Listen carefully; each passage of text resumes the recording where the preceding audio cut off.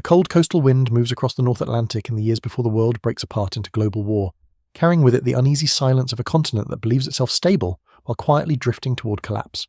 Shipping lanes remain busy, cities expand, and governments issue statements of reassurance. Yet beneath this surface normality, something more fragmented and unstable is already taking shape. Diplomatic cables travel faster than public understanding. Military planners redraw maps in private rooms, and intelligence officers begin to notice patterns that do not appear in newspapers. The world is not yet at war, but it is already being prepared for it in ways that few, outside the inner circles, can fully see. Before the unfolding of what becomes World War II, the foundations of secrecy are quietly laid in places where history is not meant to look too closely. In European capitals, the atmosphere carries a thin layer of uncertainty that is easy to miss unless one knows where to look. Official speeches still speak of peace, yet behind closed doors, military attachés exchange coded assessments of neighbouring states with increasing urgency. Intelligence services that were once small and loosely organised begin to grow into structured systems, collecting information not only about foreign armies, but also about industrial output, railway timetables, radio traffic, and even public sentiment. What appears to be routine administration becomes, in reality, a vast expansion of surveillance thinking. The idea that war might return to Europe is not universally accepted, but it is no longer dismissed outright in strategic circles. In Germany, Britain, France, and the Soviet Union, early intelligence frameworks begin to harden into more formalized structures. Small analytical units evolve into agencies with expanding budgets and specialized departments. Communication interception stations quietly increase their reach. Listening posts are established along coastlines, and diplomatic missions become subtle gathering points for information that is never meant to be openly acknowledged. Even in nations officially committed to peace, preparation takes the form of observation, and observation quickly turns into suspicion. What makes this period particularly significant is not any single dramatic event, but the accumulation of small decisions made in secrecy. A new cipher system adopted here, a border inspection tightened there, an unusual shipment redirected through an alternate port. Each action appears isolated, but together they form a pattern of anticipation. The world is not yet in open conflict, yet the architecture of conflict is already being assembled in silence. In this atmosphere, intelligence work begins to shift from passive reporting into active interference. Agents are no longer simply observers of foreign activity, they become participants in shaping it. False reports are planted, diplomatic rumours are seeded, and carefully controlled leaks begin to circulate between rival powers. These early efforts are often crude compared to later wartime deception campaigns, but they reveal an emerging understanding. Information itself has become a battlefield. At the same time, technological change accelerates this transformation. Radio communication, still relatively new in global use, expands the speed at which messages can be transmitted and intercepted. What once required days or weeks of diplomatic travel now moves in minutes across encrypted waves. This creates both opportunity and vulnerability. Governments gain unprecedented reach, but also expose themselves to unseen listeners capable of decoding patterns in the air. The invisible spectrum becomes a contested space long before physical borders are crossed. One lesser-known aspect of this period involves the quiet standardization of military intelligence vocabulary. Terms that once varied between nations begin to converge into shared analytical frameworks, not because of cooperation, but because similar problems produce similar solutions. Analysts in different countries independently develop comparable methods for assessing troop movements, economic stability, and logistical readiness. This convergence, while subtle, increases the efficiency of intelligence interpretation and reduces the time between observation and action, tightening the feedback loop of suspicion. Yet despite these developments, much of the general population remains unaware of the scale of change occurring beneath official narratives. Newspapers focus on economic recovery, political reform, and regional disputes. While the deeper machinery of strategic planning continues to expand outside public view, governments carefully manage what information is released, aware that too much transparency could provoke panic, while too little could leave them unprepared for rapid escalation. In retrospect, historians often note that the most dangerous aspect of this pre-war period is not any single aggressive act, but the normalization of secrecy itself. Once secrecy becomes standard practice across multiple domains, military, diplomatic, industrial, it stops appearing exceptional and begins to feel like routine governance. This shift creates a world in which large-scale coordination for conflict can occur without immediate public recognition. Still, even within this atmosphere of concealment, uncertainty remains. Not all intelligence assessments agree, and not all governments interpret the same signals in the same way. Some analysts overestimate threats, others underestimate them, and many are constrained by limited or fragmented data. The evidence remains incomplete, and interpretations vary widely depending on institutional perspective. What survives in the record suggests a world moving toward conflict, but not yet fully aware of the shape it will take. As these early tensions accumulate, the groundwork is laid for a far more complex struggle that will extend far beyond traditional battlefield confrontations. The stage is set not only for armies and nations, but for invisible systems of information, deception, and anticipation that will define the coming years in ways few could yet imagine. In the dim corridors of pre-war intelligence offices, where fluorescent light hums against aging walls and paper files stack into carefully controlled chaos, a different kind of conflict begins to take shape. It is not yet declared, not yet visible to the public, but it is already structured with its own logic and rhythm.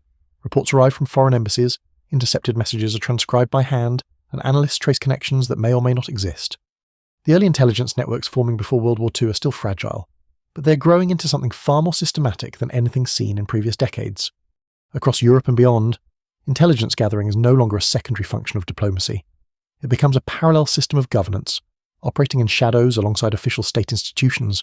In Britain, early formations of signals intelligence begin to expand their scope, quietly integrating mathematicians, linguists, and former academics into analytical roles. In France, counter-espionage units struggle to maintain coherence amid political instability. In Germany, intelligence structures increasingly intertwine with military planning, creating a feedback loop where information and action reinforce each other in near real time. In the Soviet Union, internal security services focus heavily on both external threats and domestic uncertainty, building extensive surveillance networks that blur the line between foreign intelligence and internal control. One of the defining characteristics of this period is the speed at which trust erodes. Diplomatic communication, once assumed to be relatively stable, becomes a domain of suspicion. Every message is now evaluated not only for what it says, but for what it might be hiding. Even neutral statements are analysed for tone shifts, timing irregularities, and coded subtext. This growing paranoia is not entirely irrational. Several governments are indeed experimenting with deceptive communication strategies. However, the result is a self-reinforcing cycle in which every action is interpreted as potential deception. Early intelligence operations also begin to rely more heavily on technological interception. Radio communication, still relatively new in global strategic use, becomes both a tool and a vulnerability. Listening stations positioned along coastlines and borders begin capturing fragments of military and diplomatic traffic. These fragments are often incomplete, distorted by atmospheric conditions or technical limitations. Yet analysts attempt to reconstruct meaning from partial data. The process resembles solving puzzles with missing pieces, where assumptions must fill the gaps left by silence. A lesser-known development during this time is the emergence of coordinated listening networks that span multiple regions without formal centralization. Small interception posts share findings through delayed and often insecure channels, creating a patchwork system of intelligence accumulation. What makes this system particularly interesting is its lack of uniformity. Different stations develop slightly different methods of transcription and interpretation, which occasionally leads to contradictory assessments of the same intercepted message. These contradictions are not always resolved, and in some cases they persist long enough to influence strategic decisions. At the same time, the human dimension of intelligence work becomes increasingly complex. Analysts are often isolated individuals working under extreme secrecy, required to interpret incomplete information that may have profound consequences. Psychological strain becomes a quiet but persistent feature of the field. The burden of making decisions based on uncertainty leads to cautious interpretations, but also to occasional overreactions. In this environment, certainty becomes a luxury that few can afford. What remains particularly striking in archival records from this era is the gradual formalization of deception as an accepted tool of statecraft. While deception in war is not new, its integration into pre-war planning marks a shift in scale and sophistication.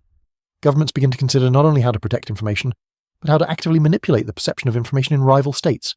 False signals, misleading troop movements, and controlled leaks begin to appear in strategic planning documents, though often under vague terminology.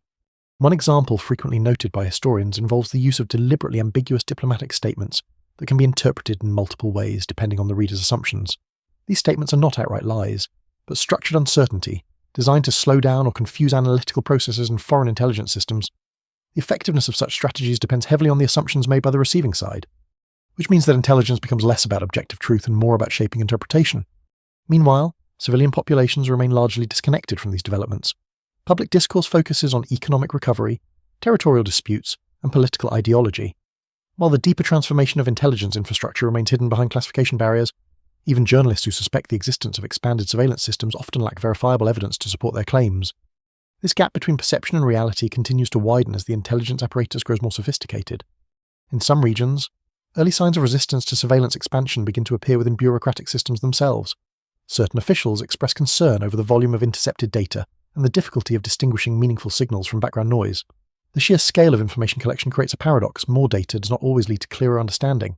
Instead, it sometimes produces analytical overload, where important patterns are lost within statistical clutter. Despite these challenges, the intelligence networks continue to expand. The belief that better information leads to better decisions remains dominant, even as the complexity of interpretation increases.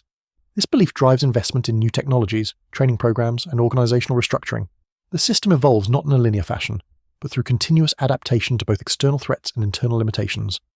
Beneath all of this, an important shift is taking place in how nations conceptualize security. Security is no longer defined solely by borders or military strength. but by informational advantage. The ability to know more, faster, and with greater precision becomes a strategic objective in itself. This redefinition lays the groundwork for many of the intelligence-driven operations that will later define the global conflict. Yet even as these systems grow stronger, they remain fundamentally uncertain. Analysts are aware that much of what they interpret may be incomplete or misleading. The evidence remains fragmented, often filtered through layers of technical distortion and human bias. What survives in records and archives suggests a world preparing itself not only for war, but for a new kind of struggle in which knowledge itself becomes both weapon and vulnerability. Long before the first open battles reshape continents, an unseen transformation takes place inside laboratories, testing grounds, and heavily guarded industrial facilities where the boundaries between science and warfare begin to blur. Steel doors close behind authorized personnel, documents are stamped with classifications that grow increasingly restrictive, and experimental programs proceed under layers of secrecy designed to prevent even internal leaks. In the years leading toward World War II, the development of military technology becomes less about immediate battlefield application and more about anticipating forms of conflict that do not yet exist in public imagination. In Germany, Britain, the United States, Japan, and the Soviet Union, research divisions expand at an accelerating pace. Officially, many of these projects are described in neutral terms such as defensive modernization or industrial advancement, but internally they often involve aggressive experimentation with propulsion systems, explosives, metallurgy, and early computational methods for ballistic calculation. Some programs remain entirely theoretical, while others move into controlled field testing in remote areas, far from civilian observation. A striking feature of this period is the extent to which innovation is driven not only by curiosity but by fear. Military planners are increasingly convinced that future wars will be decided by technological superiority rather than sheer manpower alone. This belief leads to a quiet race for breakthroughs in speed, range, and destructive capacity. Aircraft design evolves rapidly, shifting from relatively simple biplanes to more streamlined monoplane structures capable of higher altitude and velocity. Naval engineering experiments with improved hull designs and propulsion systems. Even ground forces begin to integrate mechanized units on a scale previously considered impractical. At the same time, certain experimental weapons projects begin to emerge in classified archives. Some involve advancements in chemical compounds intended to enhance explosive yield or stability. Others explore the possibility of long-range artillery accuracy through improved mathematical modeling. There are also early investigations into radio-guided systems, where remote signals might influence the trajectory or behavior of devices in motion. Many of these concepts remain incomplete or inconsistent in their early stages, but they demonstrate a shift towards systems-based warfare thinking.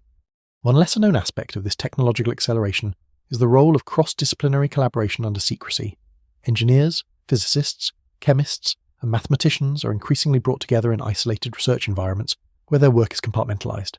Each group may only see a fragment of the larger project, a structure designed to reduce the risk of information leakage. While this improves security, it also introduces inefficiencies, as no single researcher fully understands the complete system they are contributing to. In parallel, industrial production begins to adapt quietly to military expectations.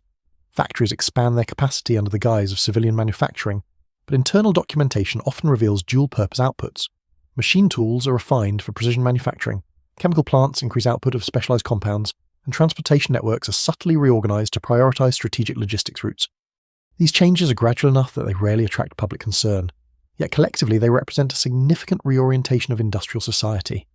The scientific community itself becomes divided in subtle ways.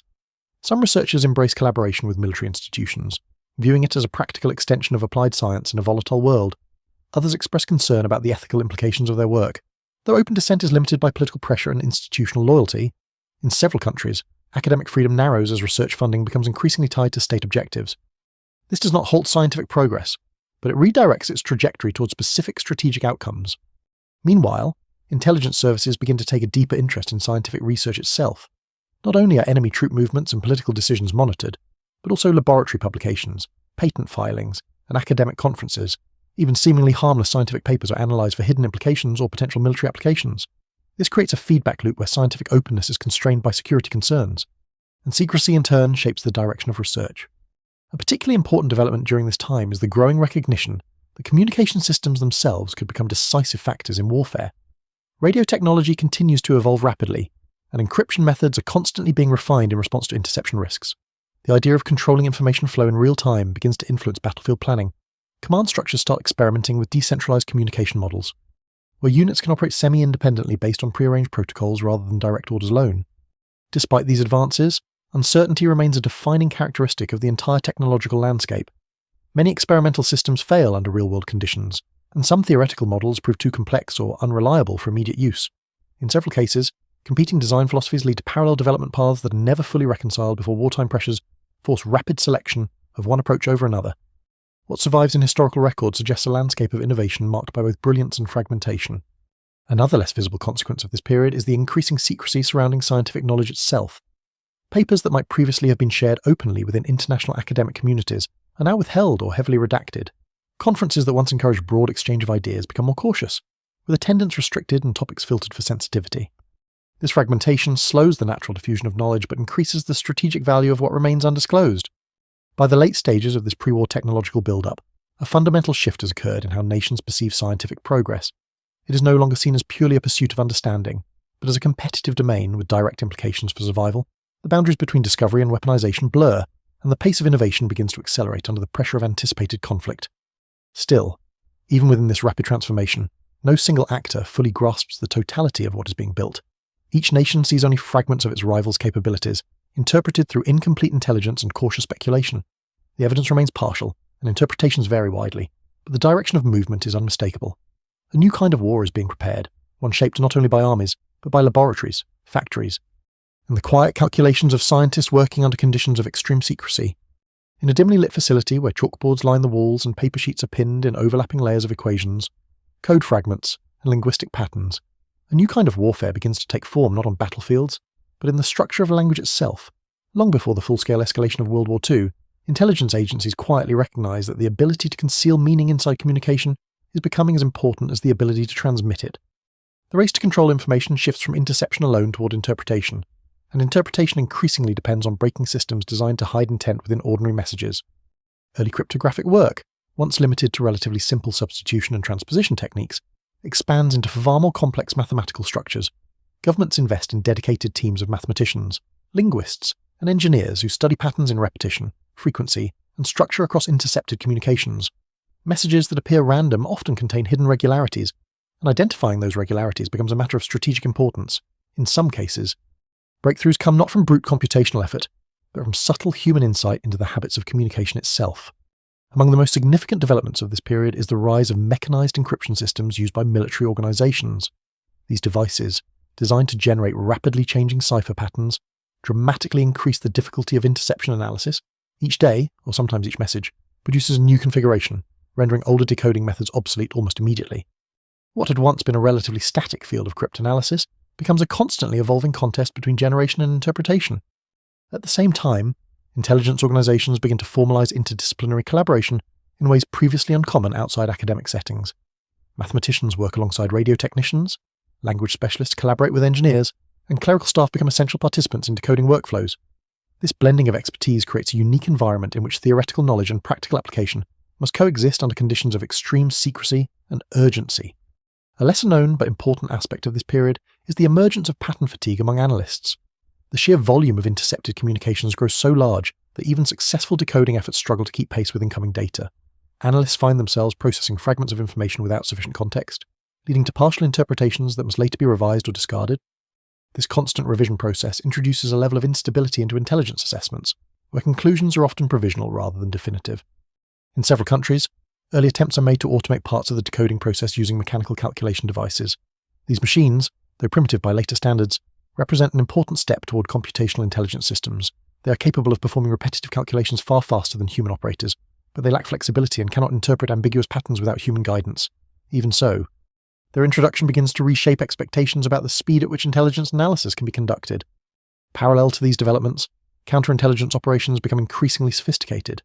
Governments not only seek to decode enemy messages, but also to protect their own communications from similar efforts. This leads to the widespread adoption of procedural discipline in message handling, including strict protocols for transmission timing, code rotation, and operator training. The human element becomes a critical vulnerability, as mistakes or predictable habits can compromise even the most advanced encryption systems. One of the more subtle transformations during this period is the increasing abstraction of communication itself. Messages are no longer viewed solely as direct statements of intent, but as structured objects that can be manipulated, disguised, or repurposed. A single intercepted phrase might contain multiple layers of meaning depending on context, timing, and frequency of appearance. Intelligence work begins to resemble a form of linguistic archaeology, where meaning must be reconstructed from incomplete and fragmented traces. Despite the growing complexity of cryptographic systems, breakthroughs do occur, often through unexpected avenues. Small inconsistencies in operator behavior, Repeated structural patterns in encoded messages, or environmental influences affecting transmission quality sometimes provide the first clues toward partial decryption. These breakthroughs are rarely complete or immediate, but they open narrow windows into otherwise inaccessible systems of communication. What remains particularly significant is the increasing recognition that encryption and decryption are not purely technical problems, but deeply human ones. Behind every coded message is an operator making decisions, sometimes under stress, sometimes under routine conditions. These human factors introduce variability that cannot be fully eliminated, and it is within this variability that many early cryptanalytic successes are achieved. As these systems evolve, and the balance between secrecy and discovery becomes increasingly delicate, every improvement in encryption is met with renewed effort in decryption, creating a continuous cycle of adaptation. Neither side achieves permanent advantage. Instead, both operate within shifting margins of partial success and temporary advantage. This dynamic instability becomes one of the defining characteristics of intelligence work in the years leading up to global conflict. By this stage, it is already clear within classified circles that information superiority may determine strategic outcomes as much as physical force. Yet the full implications of this realization remain only partially understood. The systems being built are still experimental, the methods still evolving, and the results still inconsistent. What survives in historical reconstruction suggests a world entering a new phase of warfare, one in which language, mathematics, and human perception itself become instruments of conflict. In a narrow operations room where the air feels permanently conditioned and the walls carry the weight of constant quiet urgency, encrypted messages arrive in streams that never fully pause. Radios crackle with fragmented signals. Operators annotate timings with mechanical precision, and analysts lean over printouts that represent more than words, they represent intent disguised as structure. As the world edges closer to the full-scale eruption of World War II, the contest between concealment and revelation begins to tighten into something far more structured, almost mathematical in its rhythm. German encrypted military communications, increasingly organized through electromechanical cipher devices, become one of the most complex challenges of the era. These systems generate constantly shifting substitution patterns, ensuring that even identical phrases appear differently each time they are transmitted. To outside observers, the messages resemble statistical noise, to intelligence services attempting to break them. They represent structured uncertainty patterns that may exist but refuse to stabilize under observation. Inside Allied intelligence environments, the effort to understand these systems grows into a sustained intellectual campaign. Teams work in cycles that stretch across days and nights without clear distinction, analyzing frequency distributions, positional shifts, and recurring structural anomalies. Each fragment of intercepted communication is treated as a potential clue, even when its meaning is not immediately apparent. Progress is slow, often measured in partial insights rather than full breakthroughs. A lesser-known aspect of this period is the extent to which human intuition still drives early cryptanalysis. Despite increasing mechanization, many breakthroughs arise from subtle recognition of operator behavior rather than pure computational deduction. Small inconsistencies in message formatting, repeated timing errors, or predictable patterns in code rotation sometimes reveal structural weaknesses in otherwise robust systems. These weaknesses are not technical flaws in the devices themselves, but reflections of human habits embedded within mechanical processes. At the same time, intelligence organizations begin to understand that breaking codes is only one part of the broader challenge. The interpretation of decrypted material requires careful contextual reconstruction. A single decoded phrase may reference operations, locations, or units that are not explicitly named, requiring analysts to cross-reference multiple intelligence streams. Without this contextual layering, even successfully decrypted messages risk being misinterpreted or rendered meaningless. As pressure increases, so too does the urgency of maintaining secrecy around cryptographic breakthroughs. Entire sections of intelligence agencies operate under strict compartmentalization, ensuring that no single individual has full knowledge of the system being analyzed. This structure is designed to protect sensitive methods, but it also introduces inefficiencies. Analysts often work on isolated fragments of a larger problem without knowing how their work connects to adjacent efforts. Meanwhile, countermeasures evolve in parallel. Military communication protocols become increasingly disciplined, with strict adherence to timing rules, message formatting standards, and cipher rotation schedules. Operators are trained not only in technical procedures but also in behavioral consistency, reducing the risk of accidental information leakage through human error. Even minor deviations in procedure are treated as potential security risks. An important yet often overlooked development during this period is the emergence of redundancy in intelligence interpretation. Because intercepted data is often incomplete or degraded, multiple teams may analyze the same fragment independently, sometimes arriving at different conclusions. These parallel interpretations are later compared, and discrepancies must be resolved through further analysis. While inefficient, this redundancy reduces the risk of relying on a single flawed interpretation in high-stakes decision-making. In parallel with these developments, early attempts at automated decryption begin to show limited but promising results. Mechanical calculation systems are adapted to test large numbers of possible cipher configurations, significantly reducing the time required for brute force analysis. However, these machines remain dependent on human guidance to determine which paths of analysis are worth pursuing. They extend capability but do not replace judgment. Within this environment, The emotional and psychological strain on intelligence personnel becomes increasingly visible in private records. Analysts are tasked with interpreting partial, ambiguous, and often contradictory information, knowing that their conclusions may influence military decisions of significant consequence.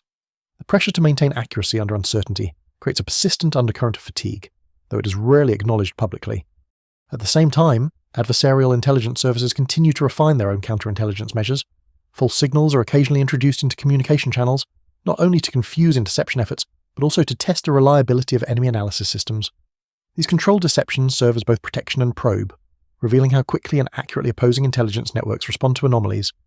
What emerges from this escalating cycle is a system in which information is never static. Every decoded message is subject to reinterpretation, every analytical conclusion remains provisional, and every improvement in interception is matched by a corresponding improvement in concealment.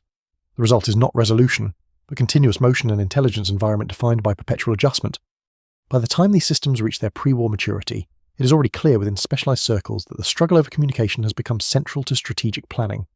The ability to send and receive accurate information under conditions of active interference is no longer a supporting function of warfare. It is becoming one of its defining pillars. Yet even as this realization spreads, the full consequences remain only partially visible, hidden behind layers of classification and operational secrecy. What survives in reconstructed accounts suggests a world where clarity is always delayed, never fully achieved, and where understanding itself becomes a contested resource shaped by both human insight and mechanical limitation. In the uneasy space between intention and execution, entire military staffs begin to operate on a new principle, not what the enemy is doing, but what the enemy believes you are doing. As Europe moves closer to the outbreak of World War II, deception stops being an auxiliary tactic and becomes a structured discipline embedded within operational planning. Orders are drafted not only to move forces, but to shape perception, creating an environment where misinformation is as carefully constructed as logistics. Across multiple theatres, military planners develop coordinated deception frameworks that blend physical movements, radio transmissions, and controlled leaks. Troop formations are relocated in ways that appear significant, but serve alternate strategic purposes. Supply depots are established and abandoned with deliberate timing. Even routine communication patterns are altered to suggest operational intent that does not exist. These measures are designed to overwhelm enemy intelligence systems with plausible but misleading signals, forcing them to interpret shadows as substance. One of the most significant innovations of this period is the systematic creation of false operational narratives. Entire campaigns are constructed in planning documents that are never intended to be executed. These phantom operations are circulated through controlled channels, allowing them to be intercepted and interpreted by opposing intelligence services. The effectiveness of such deception depends not on its complexity, but on its plausibility. If the fabricated narrative aligns too closely with reality, it risks detection. If it diverges too far, it risks being dismissed. Within intelligence agencies, the challenge becomes distinguishing genuine signals from constructed ones. Analysts are increasingly aware that the information they receive may be deliberately shaped, yet they lack reliable methods to determine which elements are authentic. This introduces a new layer of uncertainty into strategic assessment. The problem is no longer simply decoding messages, but understanding whether the messages themselves are part of a broader illusion.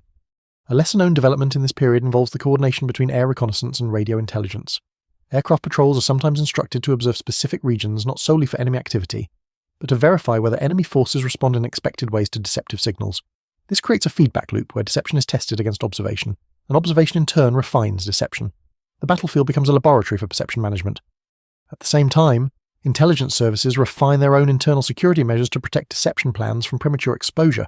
Even within allied structures, knowledge of specific operations is tightly compartmentalized. Only a small number of individuals understand the full scope of a given deception strategy. This ensures operational integrity, but also increases reliance on trust within rigid hierarchical structures.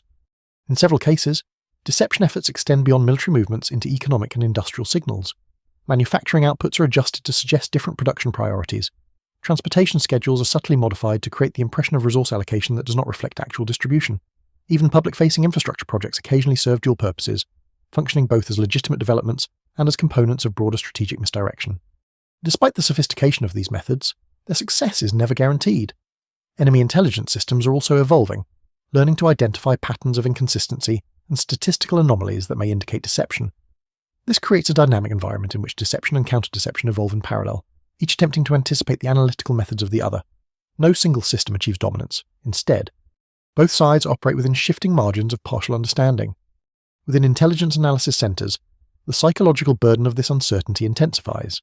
Analysts are required to evaluate information that may itself be intentionally misleading, while also accounting for the possibility that the act of deception is being anticipated by the adversary.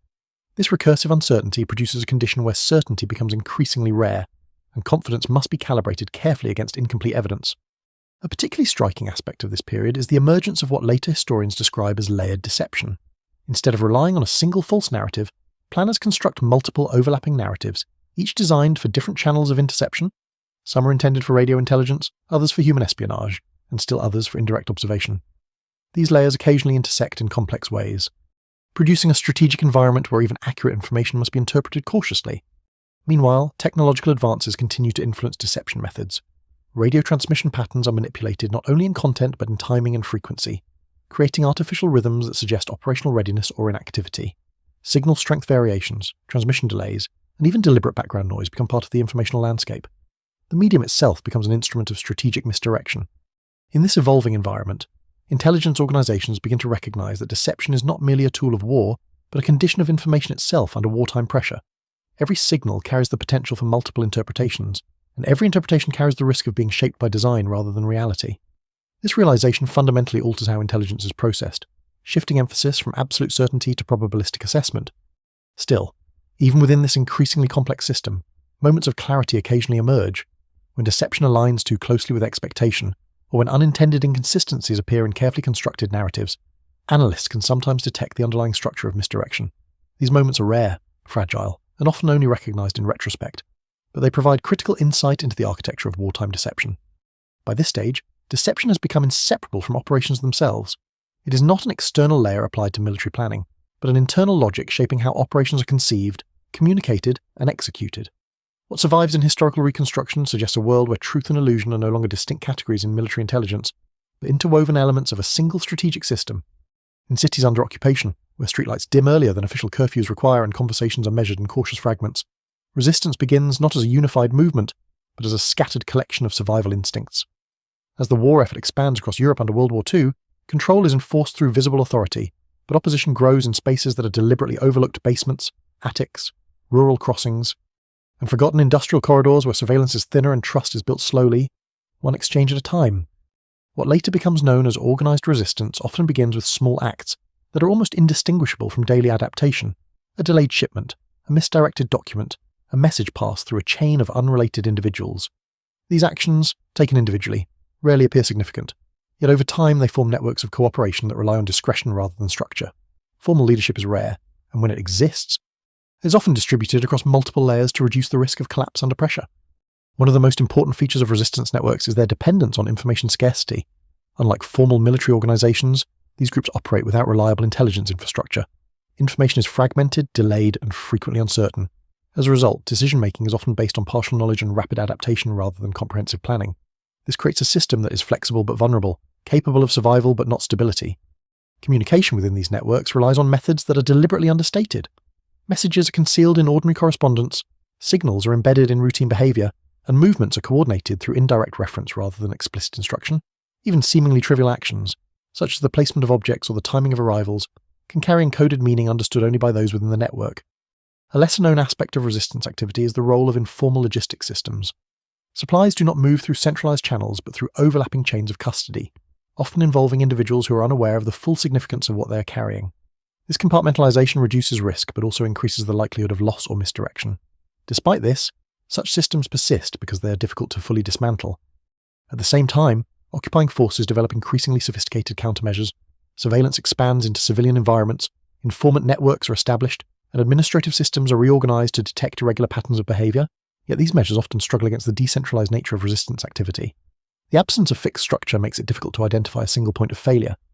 In several regions, resistance efforts are closely tied to the collection and transmission of intelligence, observations of troop movements, supply routes, and administrative changes are quietly recorded and passed along through hidden channels. This information, while often incomplete, contributes to broader strategic awareness for Allied intelligence services. The boundary between civilian resistance and formal espionage becomes increasingly blurred. One particularly significant development during this period is the use of coded cultural references as communication tools. Songs, literature, and local customs are subtly adapted to carry additional meaning understood only within specific groups. These signals are often overlooked by occupying authorities precisely because they appear harmless. This reliance on cultural camouflage demonstrates the adaptability of communication under extreme conditions of surveillance. Despite these adaptations, resistance networks remain fragile. Exposure of even a small segment can lead to cascading failures across multiple regions. Arrests, interrogations, and forced disclosures create pressure points that can compromise entire communication chains. This constant vulnerability shapes the psychological environment of resistance activity, where trust is both essential and dangerous. At the same time, occupying administrations face their own challenges in distinguishing between genuine resistance activity and normal civilian behaviour under occupation. Not all irregular activity is intentional, and not all patterns indicate organised opposition. This ambiguity creates a persistent risk of misinterpretation, leading to both overreaction and oversight in different contexts. A subtle but important feature of this period is the way resistance efforts influence intelligence interpretation on both sides of the conflict. Information gathered through informal networks is often incomplete or distorted, yet it becomes part of larger analytical frameworks used by military planners. The reliability of such information is always uncertain, but its value lies in its ability to fill gaps left by formal intelligence systems. As the conflict continues, resistance activity evolves in response to increasing pressure. Some networks become more structured, while others deliberately remain diffuse to avoid detection. In some cases, entirely separate groups operate in the same regions without awareness of each other's existence, connected only indirectly through shared outcomes rather than shared coordination. What emerges from this fragmented landscape is not a unified movement, but a constellation of small, adaptive systems responding to occupation in different ways. Each system reflects local conditions, available resources, and levels of risk tolerance. Together, they form a hidden layer of activity that runs parallel to official wartime operations. In the broader context of the global conflict, these resistance networks represent both a tactical resource and an informational challenge. They provide critical insights into occupied territories, but their lack of structure makes them difficult to fully integrate into formal intelligence systems. The evidence remains partial, and interpretations vary depending on reliability and source proximity. What survives in historical reconstruction suggests a world where opposition does not always take the form of direct confrontation, but often exists as persistent, quiet adaptation within constrained environments. In these spaces, survival itself becomes a form of resistance, shaped by uncertainty, improvisation, and the constant negotiation between visibility and concealment. In sealed test ranges and remote laboratory complexes where access requires multiple layers of authorization, research begins to move beyond conventional categories of weapon development into areas that remain difficult to fully classify, even within wartime documentation. As the global conflict intensifies under World War II, secrecy deepens not only around established military projects, but also around experimental programs whose outcomes are uncertain, incomplete, or intentionally obscured even from broader institutional oversight. Some of these programs focus on chemical compounds designed to alter the behavior of materials under extreme conditions. Others explore biological responses to stress, infection, or environmental extremes, often under tightly controlled laboratory environments. Still others investigate early forms of electronic signaling systems intended to improve targeting accuracy or communication reliability in contested environments. What unites these efforts is not their specific application, but their classification as potential force multipliers in a rapidly evolving conflict landscape. A defining feature of this period is the compartmentalization of knowledge to an extreme degree. Researchers often work on isolated segments of larger projects without access to full contextual frameworks. A chemist may understand a compound's properties without knowing its intended application. An engineer may design a mechanism without awareness of the system it belongs to. This fragmentation is intended to preserve secrecy, but it also introduces uncertainty into development outcomes, as no single individual can fully evaluate system-wide effects. In certain classified archives, references appear to experimental weapon systems that challenge traditional definitions of warfare technology. These include early investigations into directed energy concepts, improved detonation sequencing methods, and advanced propulsion experiments. While many of these projects remain theoretical or inconclusive, their documentation reveals a consistent pattern, an effort to extend the reach of military capability beyond conventional mechanical limits.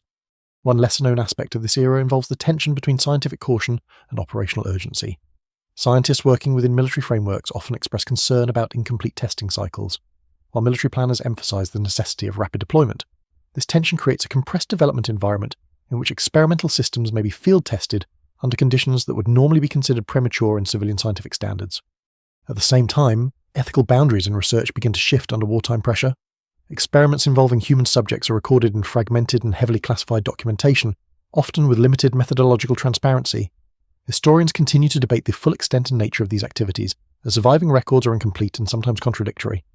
What is known is that wartime conditions created environments where normal ethical oversight structures were weakened or bypassed entirely in certain contexts.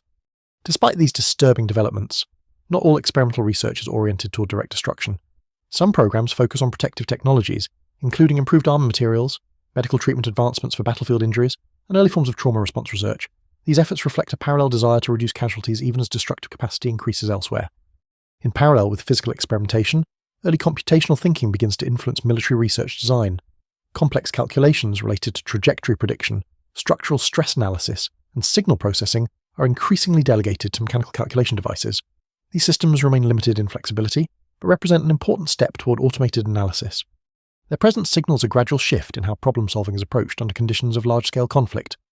A significant but often overlooked development during this period is the increasing role of data accumulation as a strategic resource. Experimental results, field reports, and observational records are collected in growing volumes, forming archives that extend beyond immediate operational needs. These data repositories are intended to accelerate future development, but they also create long-term knowledge dependencies that cannot be easily reviewed in real time. Meanwhile, counterintelligence units become increasingly involved in monitoring scientific environments for signs of information leakage. Laboratories are subjected to internal audits, personnel movements are tracked, and communication protocols are tightened. This creates an atmosphere of controlled isolation in which scientific collaboration becomes both necessary and restricted simultaneously. Despite these constraints, incremental progress continues. Small improvements in material resilience, signal clarity, or mechanical reliability accumulate over time, producing systems that are more effective than their predecessors, even if no single breakthrough defines the era. This gradual improvement reflects the cumulative nature of wartime innovation, where many small refinements ultimately produce significant operational advantages. Yet uncertainty remains a constant feature of experimental development. Many projects fail to produce consistent or replicable results, and some are abandoned without clear resolution. Others continue in parallel forms across different institutions, producing overlapping lines of inquiry that are never fully reconciled. The evidence remains fragmented, and historical reconstruction often relies on incomplete documentation. By the later stages of this experimental expansion, it becomes increasingly apparent that the boundaries between research, intelligence, and operational deployment are no longer clearly defined.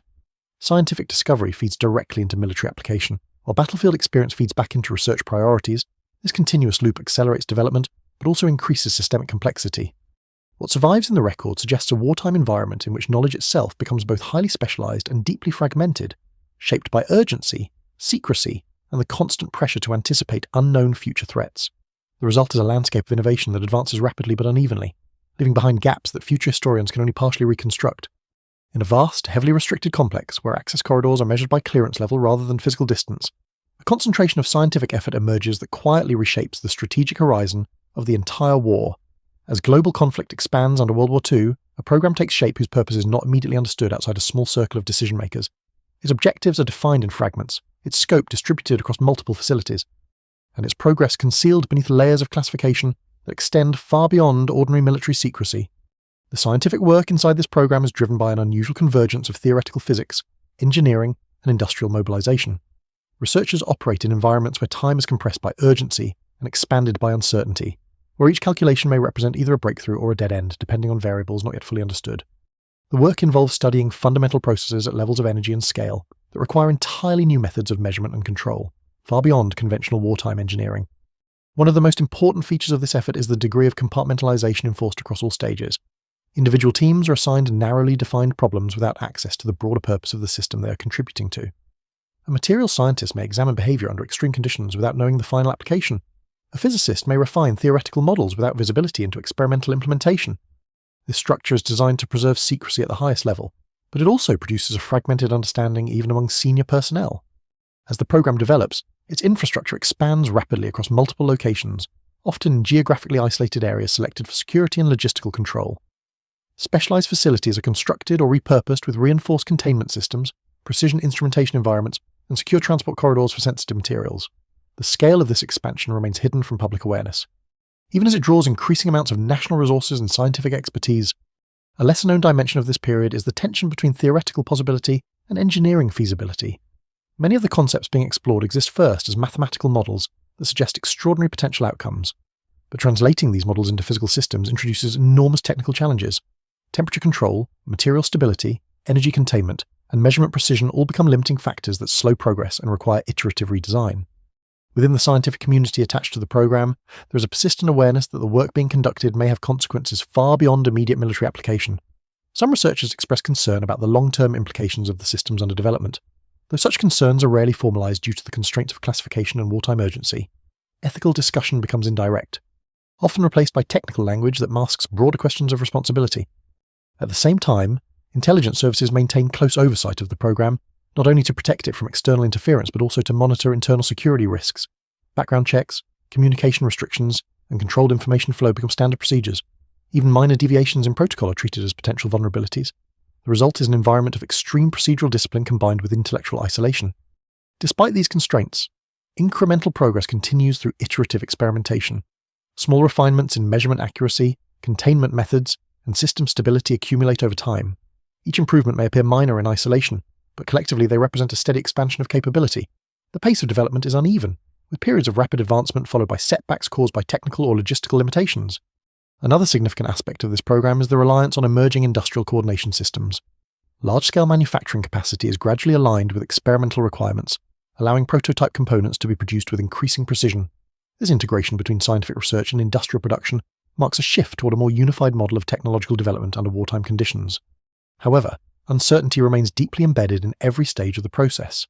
Many theoretical predictions cannot yet be verified under operational conditions, and experimental results often vary depending on environmental factors that are not fully controlled.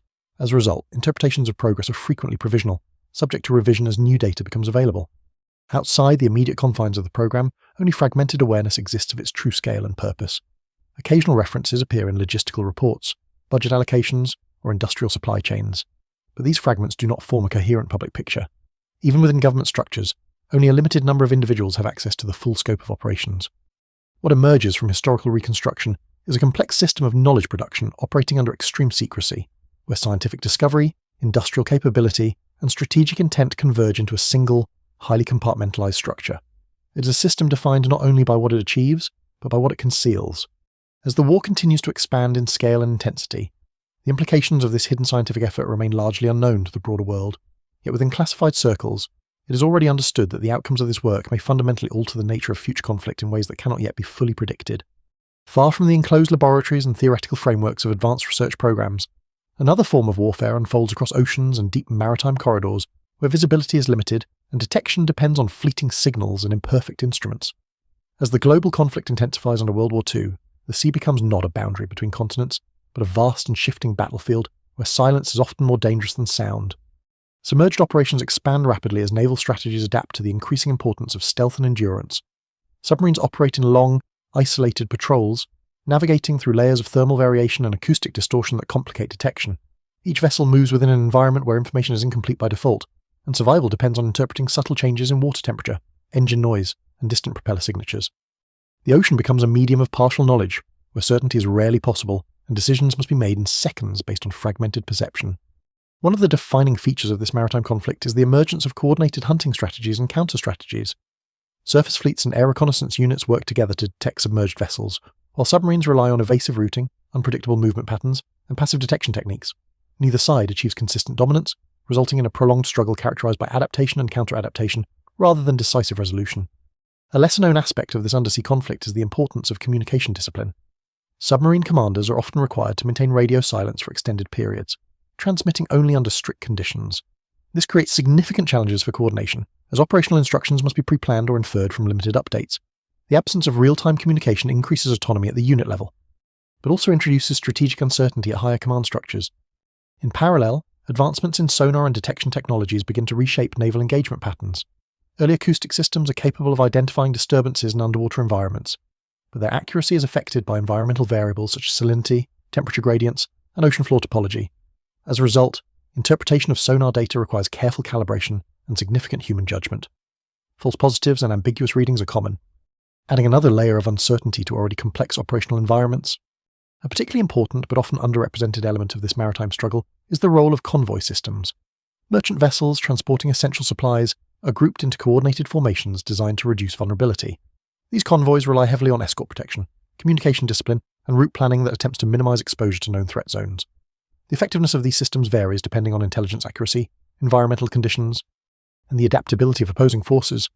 At the same time, intelligence gathering plays a crucial role in shaping naval operations. Intercepted communications, weather reports, and observed movement patterns are integrated into predictive models used to anticipate enemy behavior. However, the inherent unpredictability of both ocean conditions and human decision-making limits the reliability of these models. Even with improved data collection, outcomes remain probabilistic rather than deterministic. One of the more subtle developments in this domain is the psychological dimension of prolonged underwater operations. Submarine crews operate in confined environments for extended periods, isolated from external stimuli and subject to continuous operational stress. This creates conditions in which fatigue, heightened alertness, and sensory deprivation coexist, influencing decision-making processes in ways that are difficult to quantify. Operational effectiveness becomes closely tied to human endurance as much as technical capability. Meanwhile, counter-submarine warfare evolves in parallel with submarine tactics. Depth charges, sonar sweeps, and coordinated air-sea patrols are refined through iterative experience. Each engagement provides data that informs subsequent tactical adjustments, creating a continuous cycle of adaptation. Despite these improvements, the underwater environment remains inherently resistant to complete control or visibility. A lesser-known feature of this period is the integration of meteorological and oceanographic data into naval strategy. Weather patterns, sea currents, and thermal layers are analysed not only for navigation, but also for tactical advantage. Certain conditions favour detection, while others provide concealment. As a result, environmental science becomes an indirect but significant component of military planning. Despite the increasing sophistication of both offensive and defensive systems, uncertainty remains a constant presence beneath the surface. Many engagements are resolved not through clear detection, but through inferred interpretation of incomplete signals. Even after encounters conclude, definitive conclusions about what occurred often remain elusive, reconstructed later through fragmented reports and partial data records. What emerges from this underwater theatre is a form of warfare defined by invisibility, ambiguity, and endurance. It is a domain where presence is often detected only after its consequences are already visible, and where absence does not guarantee safety. The sea becomes both concealment and exposure, depending on conditions that shift without warning. As the conflict continues, maritime operations evolve into an intricate balance of technology, environment, and human judgment. Each decision carries uncertainty, and each observation must be interpreted within a constantly changing framework of incomplete information. What survives in historical analysis suggests a theatre of war shaped not by clarity, but by the persistent limits of perception in a vast and unpredictable environment. In the hollowed-out spaces of industrial cities, where factory whistles mark time more precisely than church bells or public clocks, a different kind of struggle unfolds, one measured not in battles or territories, but in output, allocation, and concealment. As the war deepens under World War II, entire economies are reorganised into hidden frameworks that operate beneath official statistics, creating layers of production and resource movement that are not fully visible even to those managing them. Factories expand beyond their original design capacity, often repurposed overnight from civilian manufacturing to military production. Machinery is recalibrated, labour schedules are extended, and supply chains are rerouted through increasingly complex logistical networks. On paper, production figures remain carefully regulated and publicly simplified, but behind those summaries lies a far more intricate system of dual-use manufacturing, covert allocation, and strategic resource prioritization. One of the defining features of this wartime economy is the emergence of hidden production channels. Materials such as steel, fuel, rubber, and specialized alloys are tracked through official systems, but significant portions are redirected through classified or semi-classified pathways to support military needs. These flows are often obscured within broader industrial reporting structures, making the true scale of resource distribution difficult to reconstruct even after the conflict ends. A lesser-known aspect of this economic transformation is the role of indirect labour networks. Entire populations are mobilised into industrial support roles that do not always directly produce military equipment, but sustain the systems that do. Transportation workers, maintenance crews, logistical coordinators, and administrative personnel form an interconnected infrastructure that keeps production running under extreme pressure. Their contributions are often invisible in official narratives, but essential to maintaining operational continuity. At the same time, wartime economies develop complex systems of rationing and allocation that extend beyond civilian consumption into industrial prioritization. Resources are assigned according to shifting strategic demands, often changing rapidly in response to battlefield conditions or intelligence assessments. This creates a dynamic economic environment where stability is secondary to adaptability, and long-term planning is frequently overridden by immediate necessity. In parallel, financial systems are adjusted to accommodate prolonged conflict. Governments issue bonds, restructure debt, and implement controlled monetary policies designed to sustain industrial output. In some regions, currency stability becomes secondary to production efficiency, leading to inflationary pressures that are managed through administrative control rather than market equilibrium. These economic adjustments are often implemented quietly, with limited public explanation. Another important but often overlooked element of this period is the emergence of statistical abstraction in economic planning. Production targets are expressed in increasingly generalized terms, allowing planners to adjust output expectations without requiring constant recalibration of every individual factory or region. While this increases flexibility, it also creates a gap between reported figures and actual conditions on the ground. Within this system, intelligence services begin to monitor economic indicators as closely as military movements. Changes in shipping volume, industrial output, and resource consumption become indirect signals of strategic intent. Analysts attempt to correlate economic fluctuations with potential operational developments, though the reliability of such interpretations remains uncertain due to the complexity of wartime economies. At the same time, black market systems expand in parallel with official economies. Scarcity creates opportunities for informal trade networks that operate outside state regulation. These networks are highly adaptive, responding quickly to shortages and disruptions. While often viewed as destabilizing, they also function as secondary distribution systems that help maintain access to essential goods under constrained conditions. A particularly significant feature of this dual economy is the tension between transparency and necessity. Governments require accurate internal data to manage production effectively, but full transparency risks exposing vulnerabilities to enemy intelligence. As a result, information is often filtered, aggregated, or delayed before being shared beyond restricted circles. This creates a system in which decision-making is based on partially obscured realities. Despite these complexities, wartime production achieves unprecedented scale in many regions. Entire industrial sectors are synchronized toward military objectives, creating levels of output that would have been difficult to sustain under peacetime conditions. This achievement, however, comes at the cost of long-term economic imbalance, resource depletion, and structural dependency on centralized control systems. Throughout this period, uncertainty remains embedded in all levels of economic interpretation. Reported figures rarely match actual conditions precisely, and even internal assessments are subject to revision as new data becomes available. The evidence remains fragmented, and historical reconstruction often relies on reconciling inconsistent sources from multiple administrative layers. What emerges from this hidden economic landscape is a system defined by constant adaptation, where production, logistics, and financial control are continuously reshaped by the pressures of global conflict. It is a system that operates simultaneously in visibility and concealment, producing the material foundation of war while obscuring its full complexity from both contemporaries and later observers.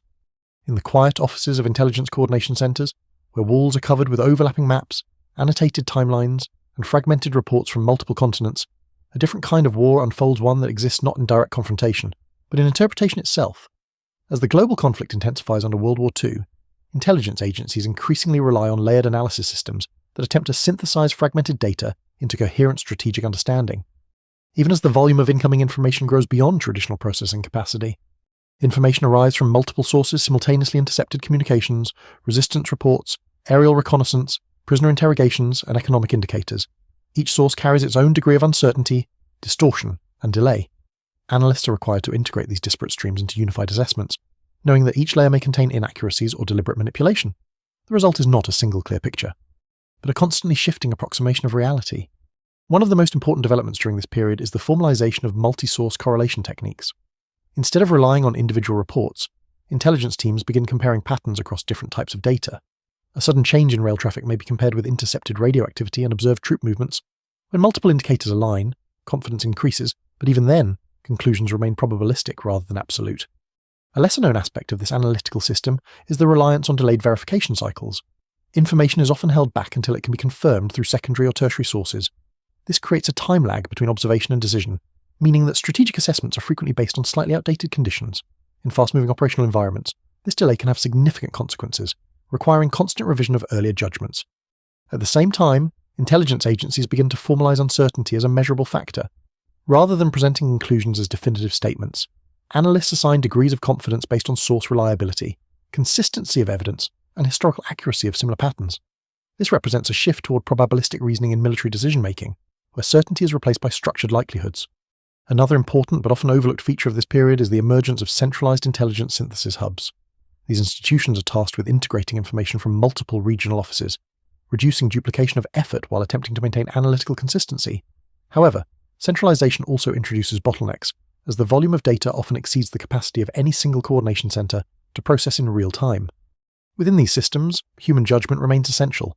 Despite advances in mechanical calculation and early computational tools, interpretation of ambiguous or incomplete data still depends heavily on experienced analysts. These individuals develop intuitive methods for identifying patterns that are not immediately visible through formal analysis. Their judgments, while often subjective, play a critical role in shaping strategic assessments. At the same time, counterintelligence operations intensify their efforts to disrupt enemy analysis systems.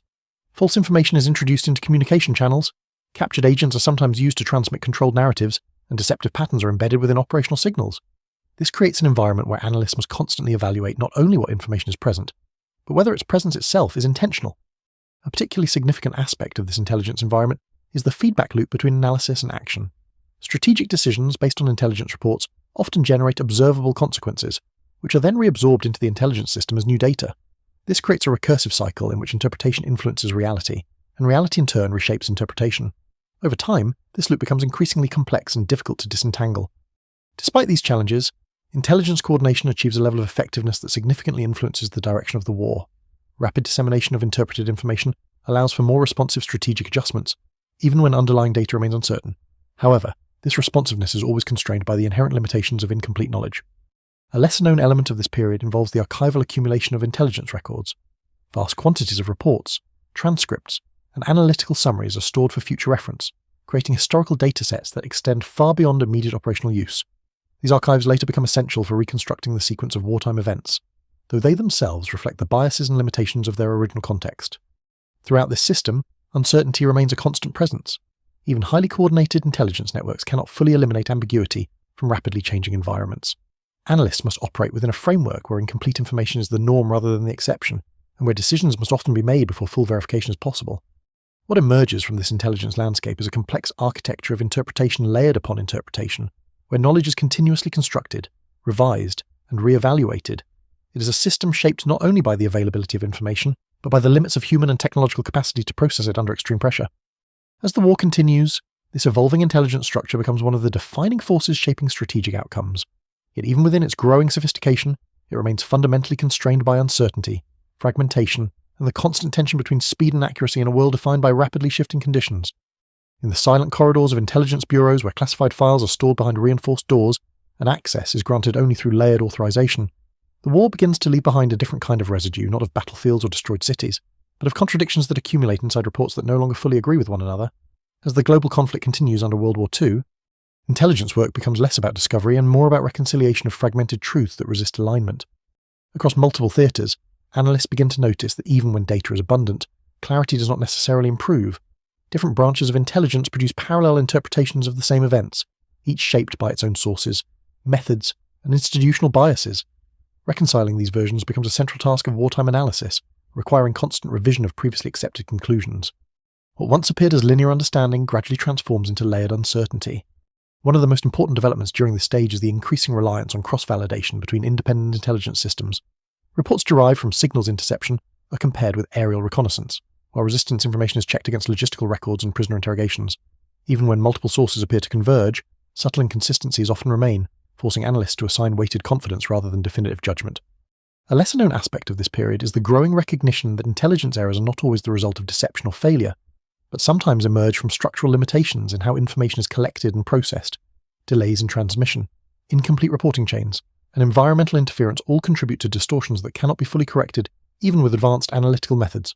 As a result, uncertainty becomes an inherent feature of intelligence interpretation rather than an exception. Within this environment, analytical frameworks evolve to incorporate layered probability models. Instead of seeking singular explanations, intelligence assessments begin to present multiple possible scenarios ranked by likelihood. This approach allows decision-makers to operate within structured uncertainty, but it also acknowledges that no single interpretation can fully capture the complexity of ongoing events. At the same time, coordination between different intelligence branches becomes increasingly formalized. Shared protocols are developed for reporting formats, classification standards, and evaluation criteria. These efforts improve interoperability, but also reveal deep differences in methodological assumptions between agencies. Even when using standardized frameworks, interpretation often diverges based on institutional perspective. Another important but often overlooked feature of this period is the emergence of temporal misalignment in intelligence processing. Because information arrives at different speeds from different sources, analysts must frequently reconstruct sequences of events from asynchronous data. This creates challenges in establishing causality, as events that appear related in hindsight may not have been connected in real time. In parallel, counterintelligence operations continue to introduce deliberate distortions into the informational environment. False reports, misleading patterns, and controlled leaks are designed not only to confuse enemy analysis, but also to overload their interpretive capacity. This results in analytical environments where distinguishing between genuine uncertainty and manufactured ambiguity becomes increasingly difficult. A particularly significant development involves the increasing role of statistical methods in intelligence synthesis. Analysts begin to quantify uncertainty using early forms of probabilistic modelling, attempting to assign measurable confidence levels to assessments based on source reliability and consistency. While still limited in precision, these methods represent a shift toward more formalized decision support systems. Despite these advances, human interpretation remains central. Experienced analysts continue to play a critical role in identifying anomalies that do not fit statistical expectations.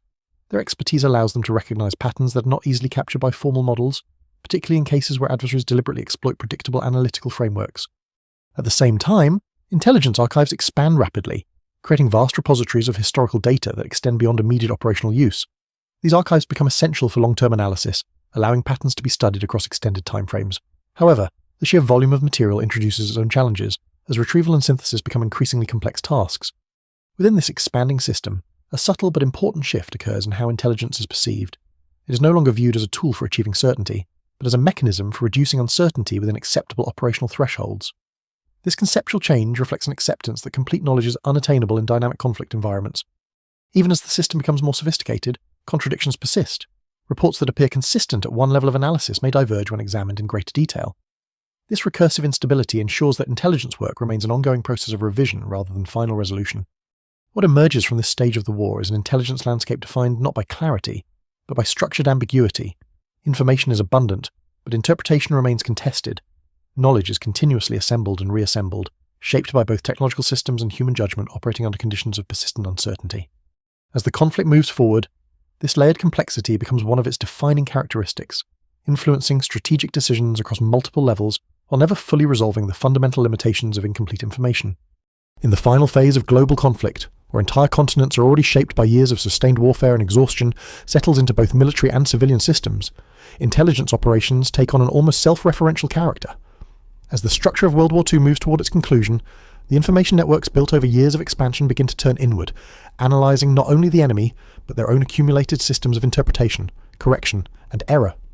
By this stage, intelligence agencies are no longer simply collecting data, they are managing vast ecosystems of analysis that contain decades of layered reporting.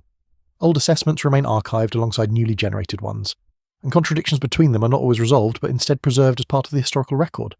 Analysts often find themselves comparing current observations against earlier projections that no longer align with present conditions, creating a constant tension between past expectation and present reality.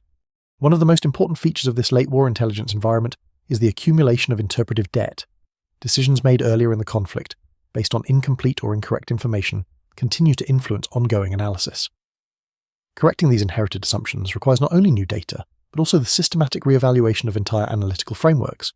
This process is slow, resource-intensive, and often incomplete. A lesser-known aspect of this period is the increasing difficulty of distinguishing between operational intelligence and historical reconstruction. As battles conclude and territories shift, information that was once time-sensitive becomes archival material.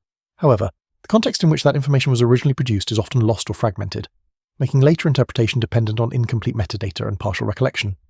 Within intelligence centers, efforts are made to standardize post-event analysis, attempting to reconstruct sequences of decisions and outcomes with greater accuracy. Yet even with extensive documentation, gaps remain. Missing reports, destroyed records, and inconsistencies between sources create enduring uncertainty about the precise chain of events in many operations. At the same time, communication systems continue to operate under conditions of strain. Although technological improvements have increased the speed and reliability of transmission, the sheer volume of information being processed creates bottlenecks in interpretation. Analysts must prioritize certain streams of data while allowing others to remain unprocessed for extended periods, introducing temporal asymmetry into the understanding of ongoing events. Another important but often overlooked element of this phase is the psychological impact of prolonged analytical exposure.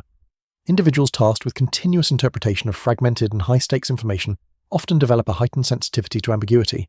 Over time, this can lead to a form of analytical conservatism, where conclusions are increasingly cautious and heavily qualified, reflecting accumulated experience with uncertainty, rather than confidence in resolution. Meanwhile, counterintelligence efforts shift focus toward consolidation rather than expansion. With the war nearing its end, emphasis is placed on securing existing knowledge, protecting sensitive information, and identifying long-term vulnerabilities that may persist beyond the immediate conflict. The objective is no longer only to disrupt enemy systems, but to preserve institutional integrity in anticipation of post-war restructuring. A particularly significant development during this period is the recognition that intelligence systems themselves have become historical actors. The records they produce, the interpretations they generate, and the decisions they influence will later serve as primary sources for understanding the conflict. This realization introduces a new layer of self-awareness into intelligence work, where documentation is produced not only for operational use, but also for future reconstruction. Despite increasing systematization, uncertainty remains deeply embedded in all levels of analysis. Even final wartime assessments often include multiple competing interpretations, reflecting the persistent inability to fully reconcile all available data. This multiplicity of conclusions becomes a defining feature of late war intelligence output. What emerges from this final operational phase is a system that has grown extraordinarily complex, yet remains fundamentally constrained by the same limitations that defined its earlier stages: incomplete information, delayed verification, and the inherent ambiguity of interpreting human and material activity at scale. As the war approaches its end state, intelligence work transitions from active prediction toward retrospective organization. The focus shifts from anticipating outcomes to documenting them in structured form, ensuring that the vast accumulation of wartime knowledge can be preserved, even if never fully unified into a single coherent narrative. In this closing stage, the machinery of intelligence stands not as a system that resolves uncertainty, but as one that has learned to operate within it indefinitely, adapting continuously to the limits of what can be known. When the conflict finally begins to settle into its final movements, it does not end in a single moment, but in a gradual release of pressure across systems that have been stretched to their limits for years. The structures built during World War II do not simply disappear, they unwind unevenly, leaving behind fragments of intelligence networks, industrial systems, and human institutions that no longer operate under the same unified urgency. As front lines stabilize and collapse in different regions, intelligence agencies shift from active coordination to documentation. Reports that once carried immediate operational significance are reclassified, archived, and analyzed for completeness rather than action. The urgency that once defined every analytical decision begins to fade, replaced by a slower process of reconstruction that attempts to make sense of years of fragmented information. One of the most striking features of this transition is the persistence of incomplete knowledge.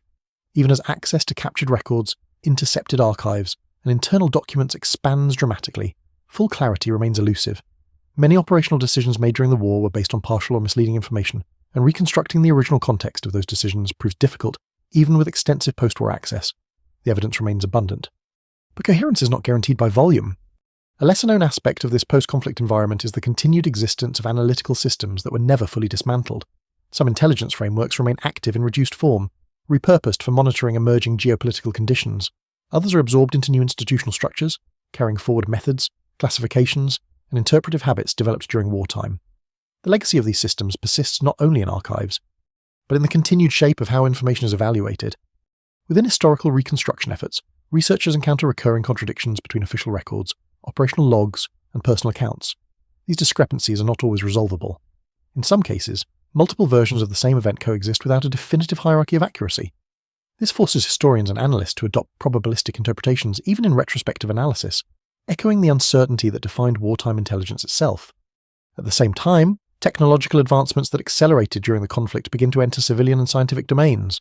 Methods originally developed for military communication, computation, and logistics are gradually adapted for peacetime applications. However, this transfer is not seamless. Many systems retain design constraints shaped by secrecy, urgency, and compartmentalization, which complicates their integration into more open frameworks. Another important development in this period is the reclassification and gradual release of wartime intelligence materials. As documents declassified over time, they reshape historical understanding, often revealing complexity that was not visible in earlier accounts. Yet even these releases are incomplete, filtered through institutional priorities, preservation limits, and ongoing security considerations. What becomes available to the public represents only a fraction of the total informational landscape. A particularly significant consequence of the wartime intelligence era is the long-term normalization of uncertainty in strategic thinking. Decision-making frameworks developed under conditions of extreme ambiguity continue to influence post-war policy structures. Rather than expecting full clarity, institutions increasingly operate under structured uncertainty, where decisions are made based on ranges of probability rather than definitive outcomes. Despite the end of active conflict, the informational environment shaped during the war does not revert to a simpler state. Instead, it evolves into a more stable but permanently complex system, where large-scale data interpretation, classified knowledge management, and analytical modelling remain central components of governance and security. What emerges from this final stage is not closure in the traditional sense, but transformation. The wartime systems of intelligence, deception, industry, and communication leave behind a world permanently altered in how it processes information. The structures built under pressure continue to influence institutions long after the immediate conflict has ended. In this quiet aftermath, the most enduring legacy is not a single narrative of victory or defeat, but the recognition that large-scale human systems rarely resolve into complete understanding. They remain layered, partial, and continually reinterpreted as new information emerges. Even as the war recedes into history, its informational shadow persists embedded in archives, institutions, and the ongoing effort to interpret what was never fully visible in its own time.